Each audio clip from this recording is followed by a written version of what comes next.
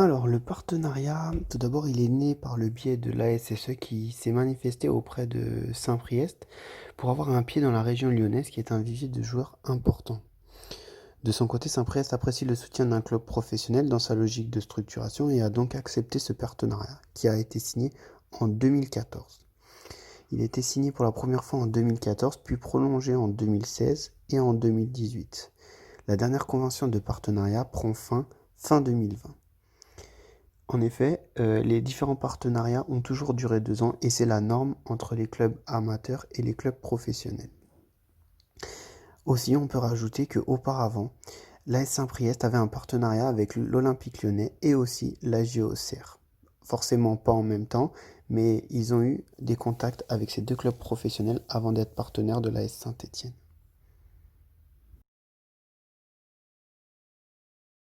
Alors, les bénéfices pour l'AS Saint-Étienne. Dès qu'un joueur de Saint-Priest se démarque, l'ASS est informée et envoie un recruteur pour pouvoir l'observer et se donner un avis sur sa possibilité d'intégrer le centre de formation éventuellement. Deuxièmement, Saint-Priest est un peu comme les yeux de l'ASS sur la région lyonnaise. Alors, il peut à ce moment-là communiquer sur les différentes équipes qui ont des joueurs potentiellement intéressants pour que les recruteurs de l'ASS puissent aller observer. Enfin, dans un troisième temps, quand un joueur lyonnais suivi par l'ASSE est un peu trop juste pour intégrer le centre de formation, il est proposé à Saint-Priest et observé par l'ASSE durant la saison. C'est-à-dire qu'un joueur évoluant, par exemple, euh, dans un club amateur un peu moins réputé que Saint-Priest, va dans un premier temps intégrer Saint-Priest dans les équipes de jeunes et être observé par l'ASS pour éventuellement plus tard intégrer le centre de formation. Maintenant, les intérêts pour l'AS Saint-Priest, j'en vois trois. Tout d'abord, la SS alloue un budget à Saint-Priest sous la forme d'équipement. C'est-à-dire qu'en fait, la SS peut mettre à disposition son équipementier pour pouvoir créer des maillots ou bien des survêtements pour les jeunes au sein de l'AS Saint-Priest. Aussi, la SS alloue un budget à l'AS Saint-Priest à chaque joueur qui signe à la SS. Donc ça, c'est en vigueur avec le partenariat et c'est des clauses qui sont intégrées. Enfin, pour Saint-Priest, la SS participe aux événements de ces derniers, donc ça passe par les tournois, ça passe par différentes choses. Aussi, il faut savoir que par le biais de ce partenariat, Roland Romeyer a voulu donner son soutien à Patrick Gonzalez, président de l'AS Saint-Priest, dans le cadre de sa lutte pour le maintien de Saint-Priest en N2 suite à leur rétrogradation en N3 liée à la crise du Covid.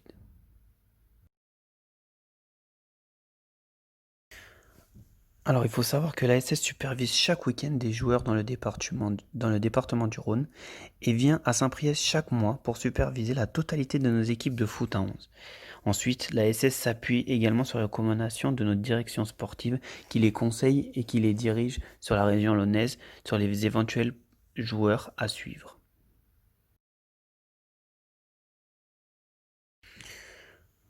Oui, l'AS Saint-Priest a aidé l'ASS à recruter dans le Rhône, mais il faut savoir que la SSE est de base très présente et ne s'appuie pas seulement sur les directives de Saint-Priest. Il y a aussi des recruteurs qui se baladent sur les différents terrains du Rhône pour pouvoir analyser, pour pouvoir observer et pour pouvoir se faire des avis.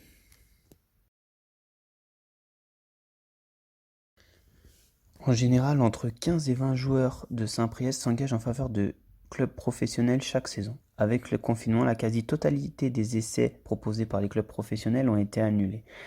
Par conséquent, nous devrions avoir seulement une douzaine de jeunes de Saint-Priest qui partiront en club professionnel cet été. À ce jour, aucun joueur ne s'est engagé en faveur de l'ASS, mais 1 à 2 joueurs sont toujours en discussion avec les Verts. Il est probable que ces jeunes poursuivent dans notre club pour pouvoir signer à l'ASS durant la saison prochaine.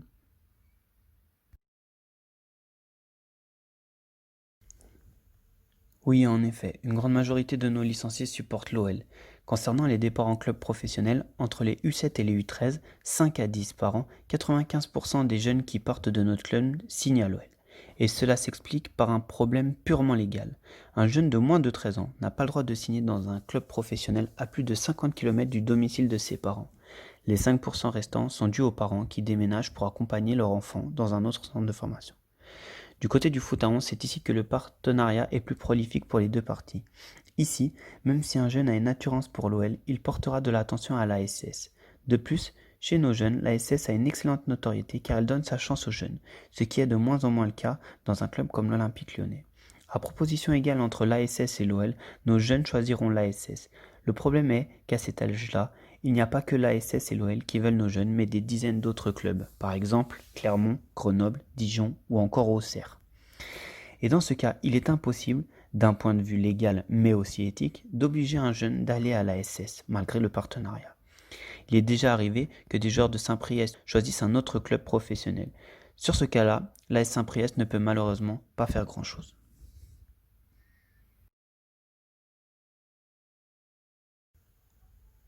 Oui, bien sûr que nous les suivons.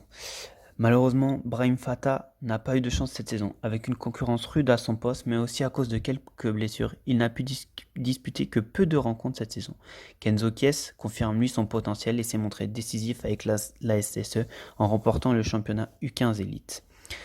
Aussi, le jeune Eldin Lolik, qui est passé chez nous et qui est à l'ASS et qui se montre très performant. Il faut aussi savoir que Ryan Swissy était prêté ensuite cette saison et est issu de notre club, l'AS Saint-Priest. J'aimerais pouvoir vous donner des scoops, mais cela serait nocif pour les discussions. Oui, l'ASS suit plusieurs joueurs de notre club. Des essais seront peut-être programmés dans les jours, semaines à venir. Mais comme je vous ai dit plus haut, si l'ASS ne veut pas reprendre de risques, elle conseillera aux jeunes de rester à Saint-Priest pour pouvoir mieux les suivre à l'avenir. Il arrive que l'on propose certains de nos joueurs à l'ASS qui, après les avoir observés, ne souhaitent pas donner suite. Et derrière, le jeune signe dans un autre club pro. L'exemple le plus criant serait celui de Boubacar Fofana, qui avait joué avec notre équipe N2 la saison passée, que la SS a observé, mais pour lequel elle n'a pas souhaité donner suite. Derrière, Boubacar Fofana avait signé avec l'Olympique Lyonnais.